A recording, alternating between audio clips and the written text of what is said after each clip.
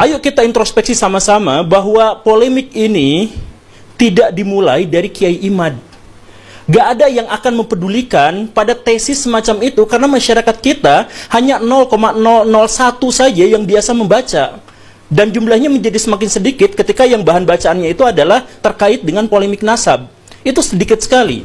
Yang Kiai Imad jangan dipahami sebagai orang yang pertama kali memunculkan polemik, dan jangan dianggap sebagai orang yang mengadu domba antara orang-orang NU misalkan, antara orang-orang Islam, bukan.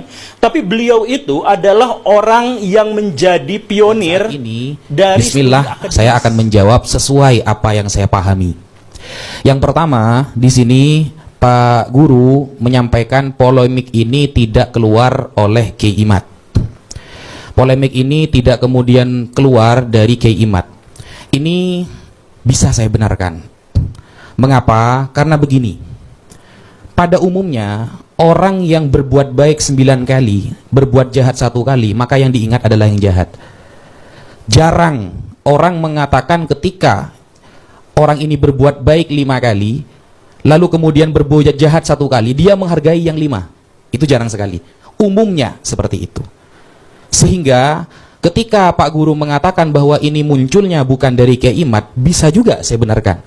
Karena memang Indonesia tentunya yang netizennya terkenal ditakuti di seluruh dunia, ya, itu sangat mempengaruhi pemikiran. Sehingga kadang ada beberapa orang yang menilai sesuatu memang dari media sosial. Tolak ukur kebenarannya dari komentar dan beberapa video yang ditampilkan baik di YouTube, TikTok, dan lain sebagainya.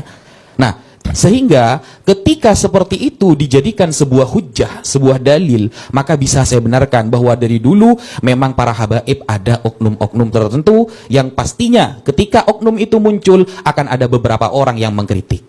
Nah, tetapi Kiai Imad kemudian memang bukan dari awal sebuah permasalahan, tapi beliaulah yang awal menjadikan wadah mereka semua, begitu. Yang saya pahami Pak Guru ya. Beliau menjadi wadah dari beberapa orang yang dulu-dulunya sudah banyak mengkritik para habaib, sudah banyak melihat para habaib dari baik dari oknum-oknumnya atau memang benci secara pribadi, wallahu a'lam. Kiai Imad di sini sebagai munsyi, pendiri, seolah-olah menjadikan wadah sehingga semuanya bersatu di sana. Nah, ketika semuanya sudah bersatu, mulailah kita tahu di media sosial apa saja kritikan yang selama ini terpendam, mungkin kata Pak Guru, terpendam, mereka keluarkan semuanya. Mereka keluarkan. Jadi saya benarkan ketika Kiai Imad bukan pencetus masalahnya, tapi Kiai Imad adalah pencetus wadah untuk mengumpulkan semuanya. Seperti itu. Kemudian yang kedua, anggap saja Kiai Imad adalah salah satu pengkritik. Jadi begini Pak Guru. Awal mula saya terikut masalah nasab ini, saya sudah cerita di Nabawi TV. Saya tidak sama sekali mau, karena saya itu di YouTube biasanya cuma diskusi lintas agama Pak Guru. Saya tidak tertarik untuk masuk di dunia nasab, karena nasab ini dari dulu hingga sekarang itu adalah masalah dapur orang.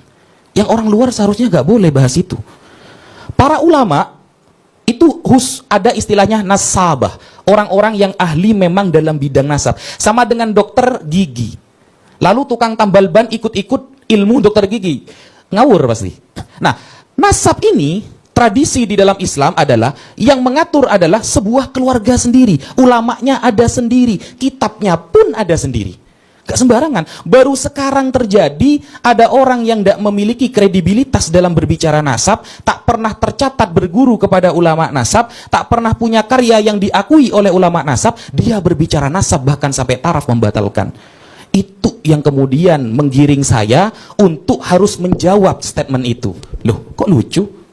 Dulu orang yang bisa nasab, membahas nasab, itu minimal pernah belajar kepada guru yang memang mahir dalam hal itu. Itu tradisi kita di pesantren seperti itu. Ketika dia ahli fikih, maka dia itu harus benar-benar tercatat atau terkenal dengan bisa baca kitab fikih. Ketika ditanyakan masalah wudhu dia bisa, batal-batalnya, rukun-rukunnya. Nah, seperti itu. Nah, sehingga itu yang membuat saya untuk menjawab. Kemudian Habib Rizik banyak melakukan kisruh. Nah, ini yang saya katakan. Habib Rizik ketika dikatakan banyak membuat kisruh atau radikal, ini banyak statement dari banyak orang Islam ya. Bukan hanya orang Islam sebenarnya, orang kafir juga banyak. Karena dia Habib sehingga mereka takut mengkritik. Nah, ini yang saya katakan di awal, orang yang berbuat baik 10 kali dan berbuat jahat 1 kali, biasanya cenderung 1 kali yang akan terus dibahas. Dan ketika pembahasan itu sudah ada di media sosial dan berkali-kali, akan ada statement itu sebuah kebenaran. Kenapa kok tidak pernah ditampilkan Habib Rizik yang 4 bulan nginep di tenda saat tsunami di Aceh? Coba tanyakan kepada orang Aceh, kenapa itu tidak pernah ditampilkan? Kenapa ketika bencana di Gunung Semeru bisa datang ke sana? Saya ada teman-teman yang sampai sekarang melihat dengan mata kepala FPI, saudara, banyak menyumbangkan dan banyak bencana-bencana yang saya catat. Mereka ada di sana. Kenapa itu tidak pernah ditampilkan? Kok seolah-olah jeleknya saja yang dibahas? Padahal sejauh ini yang saya tahu, Pak Guru ya, yang saya tahu, beliau itu oke lah, mungkin dengan gayanya beliau kasar, kita tidak setuju, oke. Tapi yang saya tahu, beliau itu mengkritik apa? Tempat remang-remang, kezoliman, korupsi. Sama, saya kira beberapa tema sama dengan Pak Guru sebenarnya. Tetapi mungkin karena beliau Habib dan memang banyak media yang kontra, sehingga yang ditampilkan jelek terus. Dan itu menjadi sebuah kebenaran bagi sebagian orang. Itu yang mungkin perlu saya tanggapi. Ada yang mau ditanggapi Pak Guru?